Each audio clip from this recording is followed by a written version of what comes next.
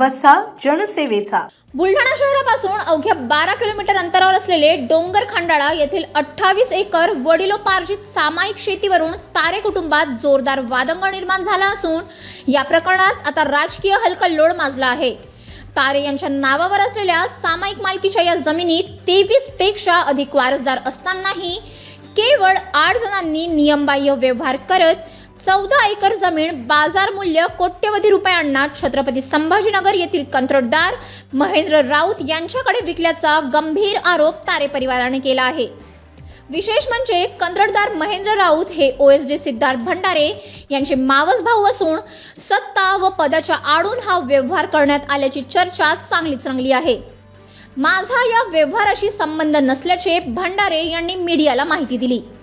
तारे यांनी त्या शेती प्रकरणाशी संबंध नसतानाही ही बदनामी केल्याने दरम्यान OSD सिद्धार्थ भंडारे यांनी उलट तारे विरुद्ध बदनामीची तक्रार नोंदवत गुन्हाही दाखल झाला होता।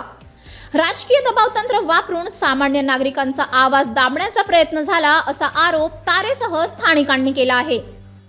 व्यवहारातील कागदपत्रांची पडताळणी, कायदेशीर पूर्तता, वारसांना नोटीस, पेपर प्रकटन, स्वतंत्र सातबारा, सर्च रिपोर्ट, कर्ज निर्गत्या कोणत्याही प्रक्रियेची पालन न करता जमीन खरेदी विक्री झाल्याचे बोलले जाते।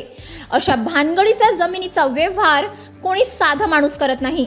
रिस्क घेण्यासाठी राजकीय पाठबळ लागतं, अशी गावकऱ्यांची बोचरी प्रतिक्रिया समोर आली आहे।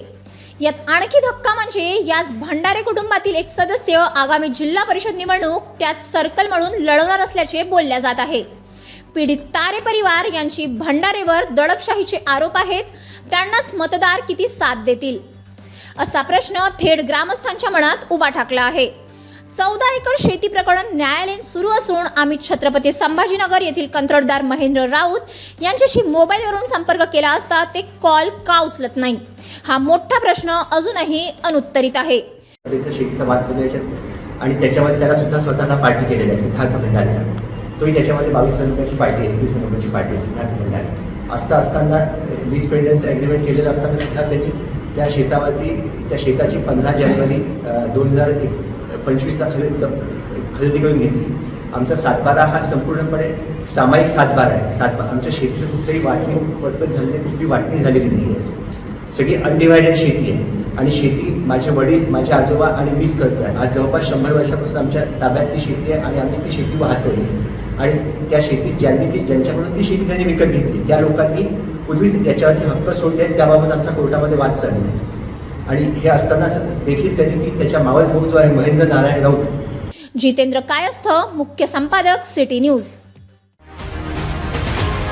बातम्या व जाहिरातीकरिता संपर्क मोबाईल क्रमांक 9822 72 0784।